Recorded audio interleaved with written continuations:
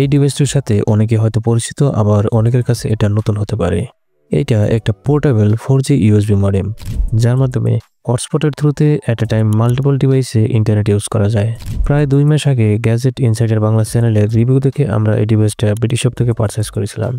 এই রিভিউ দেখে যদিও ভালো মনে হয়েছিল, কিন্তু ব্যবহার করতে গিয়ে দেখলাম এটার বেশ কিছু সমস্যা রয়েছে। তার মধ্যে মেজর একটা সমস্যা হচ্ছে এটার হিটিং ইস্যু। সত্যি কথা বলতে জিনিসটা মারাত্মক লেভেলে গরম হয়, বিশেষ করে এই জায়গাটা যেখানে সিম কার্ড বসানো হয়। আর ওভারহিটের কারণে আমার এই সিম কার্ডের অবস্থা একেবারে নাজুক, বলতে পারেন মাঝখান থেকে কিছুটা বেন্ট হয়ে গেছে। সমস্যার সমাধানে আমরা বিডি শপের সাথে যোগাযোগ করি, তারা বলে ওয়ারেন্টি ক্লেম করার জন্য, কিন্তু কুরিয়ার চার্জ এবং হ্যাসেলের কথা চিন্তা করে সেটা আর করা হয় নাই। তাই বসে না থেকে চলেন এটাকে খুলে দেখি আর দেখে আসি ভিতরের কন্ডিশন আসলে কীরকম। শুরুতে বডি থেকে ব্যাক পার্ট আলাদা করতে হবে, দেন সিম কার্ডটা খুলে নিতে হবে। এরপর স্ক্রুগুলো একে একে খুলে নিতে হবে।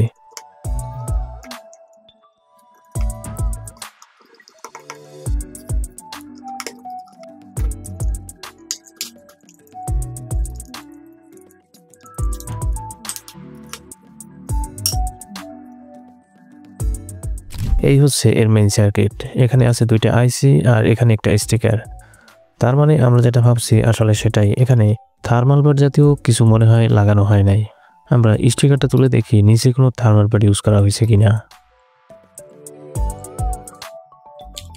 না, দেখতেই পাচ্ছেন হিট রিডিউস করার জন্য এখানে কোনো থার্মাল প্যাড ইউজ করা হয় নাই।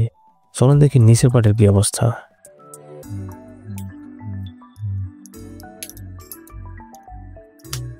না, এখানেও একই কন্ডিশন।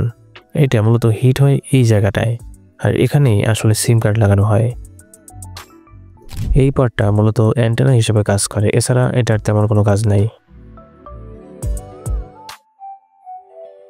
তো এই ছিল মোটামুটি এর ভিতরের অবস্থা।